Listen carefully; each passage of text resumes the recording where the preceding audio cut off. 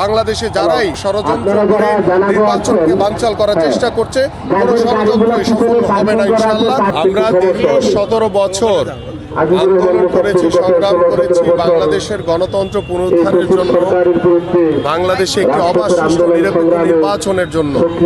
দীর্ঘ 17 বছর ওই স্বৈরাচার দ্বারা আমাদের বহু ভাইদেরকে গুম করা হয়েছে, হত্যা করা হয়েছে, এবং 24-এর গণঅভ্যুত্থানে ছাত্র জনতার উপরে যেভাবে ওই স্বৈরাচার গুলি করে হত্যা করেছে, আমাদের ভাইদেরকে শহীদ করা হয়েছে। আজকে 5ই আগস্টের পরে যখন আমরা অপেক্ষামান রয়েছে একটি অবাধ সুষ্ঠু নিরপেক্ষ নির্বাচনের জন্য, ঠিক সেই নির্বাচনকে বানচাল করার জন্য একটি ষড়যন্ত্রকারী গ্রুপ দেশি বিদেশি ষড়যন্ত্রের মাধ্যমে আমাদের দেশের ভিতরে একটি অস্থিতিশীল পরিস্থিতি তৈরি করার চেষ্টা করছে। আমরা দেখেছি কিছুদিন আগে যুবদল কর্মী গোলাম কিবরিয়াকে গুলি করে হত্যা করেছে।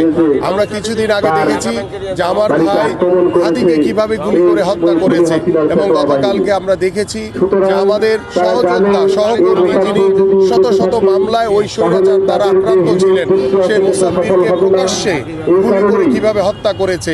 এবং আমি পরিপূর্ণভাবে বলতে চাই যে এই সরকার আইন শৃঙ্খলা পরিস্থিতি নিয়ন্ত্রণে রাখতে ব্যর্থ হচ্ছে, এবং নির্বাচনের আগ মুহূর্তে এই ধরনের হত্যাকাণ্ড আমরা কখনোই বাংলাদেশের মানুষ মেনে নিবে না, এবং এইটার জন্য আমাদের পক্ষ থেকে আমরা তীব্র প্রতিবাদ জানাই।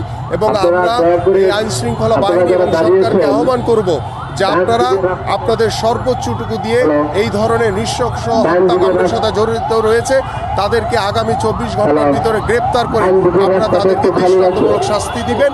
এবং বাংলাদেশের মানুষ আশা রাখতে চায়, আশ্বস্ত হতে চায় যে আগামী যে ফেব্রুয়ারি নির্বাচন, বাংলাদেশে যারাই এই ধরনের ষড়যন্ত্র করে নির্বাচনকে বানচাল করার চেষ্টা করছে, কোনো ষড়যন্ত্রই সফল হবে না ইনশাআল্লাহ। এবং আগামী ফেব্রুয়ারিতে ত্রয়োদশ নির্বাচনে একটি অবাধ সুষ্ঠু নিরপেক্ষ নির্বাচনের মাধ্যমে একটি বাংলাদেশের জনগণের সরকার প্রতিষ্ঠিত হবে ইনশাআল্লাহ।